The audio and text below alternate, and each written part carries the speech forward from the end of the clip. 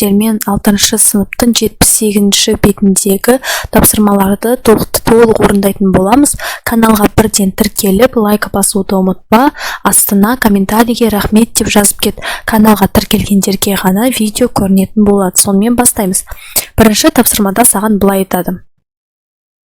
Match the words in the box with the definition. Яғни мына қорапшадағы сөздерді мына дефинициялармен, яғни сипаттамалармен сәйкестендір дейді. You carry it in on your back. Яғни сен оны арқаңа асынасың. Ол әрине бізде рюкзак болады, иә? Екіншісі, you use it to see in the dark. Сен оны қолданасың қараңғыда көру үшін. Әрине ол torch болады, фонарик. Арғарай кеттік. You need it in hot and sunny weather. Саған бұл керек ыстық және күнді ауа райларында. Ол әрине бізде sunscreen. Арғарай 4. You wear them on your hands. Сен оны қолыңа киесің. Әрине ол бізде gloves. 5. You wear them when it is sunny. Сен оны киесің күнді кезде. Әрине ол бізде sunglasses, көзілдірік. It keeps mosquitoes away from you. Ол сенен шыбын-шіркейлерді алысырақ ұстайды. Ол әрине бізде insect repellent, шыбын-шіркейден қорғайтын құрылғы. Арғай 6. You cook food on it. Сен ода тамақ пісіресің дейді. Ол әрине бізде stove. 8. It shows you the direction. Ол саған бағытты көрсетеді. Ол әрине бізде компас болады. Екінші тапсырмаға келдік. Write the adjectives from these nouns дейді. Яғни мына зат есімдерден сын есім жаса дейді. Сонымен қара бастаймыз. Wind, біріншісі. Wind деген жел, windy деген желді. Sun деген күн, sunny деген күнді. Fog деген тұман, foggy деген тұманды. Snow деген қар, snowy деген қарлы. Cloud деген бұлт, cloudy деген бұлтты. Ice деген мұз, icy деген мұзды. Storm деген дауыл, stormy деген дауылды. Rain деген жауын, rainy деген жауынды. Hot деген ыстық, hot деген ыстық. Cold деген суық, cold деген бізде суық. Үшінші тапсырмаға келдік. Үшінші тапсырмада саған былай айтады. Write affirmative and negative sentence using the correct form of to be. Яғни мына сөздерді қолданып, болымды және болымсыз сөйлем жасап бер дейді.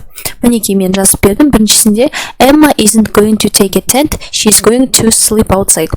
The students aren't going to study, they are going to explore the rainforest. He isn't going to travel by boat, he is going to fly. We aren't going to ask someone, we are going to look at the map. You aren't going to catch the frogs, you are going to count them. They aren't going to have any hot water, they are going to wash the river. Деп мен саған жауабын жазып бердім. Енді төртінші тапсырмаға келдік. Төртінші тапсырмада саған былай айтады. Write the questions using be going to, then match the questions with the answers A to H. Яғни мына сөздерді be going to дегенді қолдану арқылы жаз дейді, және де сәйкестендір A және H жауабы мен дейді. Мына жақта H және жауабы тұр. Енді қараймыз. Біріншіде бізде былай болады. What equipment is Lucy going to take? Қай құрал жабдықты Люси алайын деп жатыр? Әрине жауап C болады. Ол бізде мына жерден қарайық. C жауабы a map and a camera болады. Арғарай кеттік. Is it going to be hot there? Бұл жерде ыстық болайын деп жатыр ма дейді. Жауабы D болады. Мінекей. Are you going to take the photos? Сен суреттерді алайын деп жатырсың, суретке түсірейін деп жатырсың ба дейді. A жауап болады. Төртте, what are you going to do there? Сен бұл жерде не істейін деп жатырсың? E болады. What are they going to see? Олар не көрейін деп, басқалары не көрейін деп жатыр дейді. Жауап H болады. What is Tim going to wear? Tim не киейін деп жатыр дейді. Жауап B болады. Арғай, are they going to go by train? Олар самолетпен барайын деп жатыр ма? Жауап F болады. Арғай, бесінші тапсырмаға келдік. Order the words to make question with will. Яғни мына сөздерді дұрыс ретпен орналастыр, және де will арқылы сұрақ қой және жауап бер дейді. Мына бастадық. Will scientists find new species? Яғни болашақтар таба алады ма жаңа түрлерді дейді. Yes, they will. Олар таба алады дейді. Арғай, will you see monkeys in the jungle? Сен болашақта көресің бе маймылдарды джунглиде? Yes, I немесе we will. Мен көре аламын.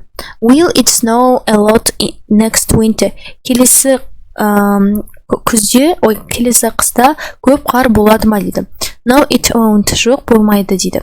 4-те will we arrive early? Yes, we will. Біз ертерек келе аламыз ба? Я, біз келе аламыз. Я, біз келеміз. Will you need waterproof clothes? No, I won't. Саған бізге керек пе судан қорғайтын киімдер? Жоқ, керек емес. Will they win the match? Олар бізде матчтан жеңеді ме дейді. No, they won't. Жоқ, олар жеңбейді. Енді 6-шы тапсырмаға келдік. Жалпы сабақ түсінікті болып жатыр деп ойлаймын. Комментарийге рахмет деп каналға тіркеліп кет. 6-шы тапсырмада саған былай айтады. Complete the mini dialogue with the words in the box. Яғни мына мини диалогты қорапшаның ішіндегі сөзбен толықтырып аяқта дейді. Міне, біріншіде былай болады. What's the weather like today? Бүгінгі ауа райы қандай? It is hot and sunny. Бүгін ыстық және күнді. 2. I'm really tired. Why don't you go to bed early tonight? Мен өте қатты шаршадым. Неге сен бүгін түнде ертерек ұйықтамайсың дейді. 3. What's the matter? Не болып қалды? I'm bored. Менің ішім пысты. 4. Let's. It's raining. Жаңбыр жауып жатыр. Let's watch DVD. Кеттік DVD көрейік. How about going to the restaurant? Ресторанға баруға қалай қарайсың? We can't do that. Біз оны жасай алмаймыз, біз оны істей алмаймыз дейді. Енді міне жауаптар тұр. Енді 7-ші тапсырмаға келдік. 7-ші тапсырма бізде тыңдалым. Тыңдалымда сен мына жауаптарды белгілеуің қажет. Бірде Anna is going to travel to Arctic. Arctic болады. 2-де Anna is explorer, the scientist болады. Мінекей. She is going to study weather болады. She is going to go in June болады. Бұл тыңдалым балалар апайларын өзі тыңдатады. Сендер осы жерден қарап алсаңдар болады. 5-те бізде cold болады. 6-да бізде warm болады. 7-де бізде O болады, немесе zero болады. 8-де бізде satellite болады. Жалпы түсінікті болды деп ойлаймын. Каналға бірден тіркеліп, лайк басып кет. Себебі келесілерде мен басқа да беттерді талқылайтын боламын. Goodbye.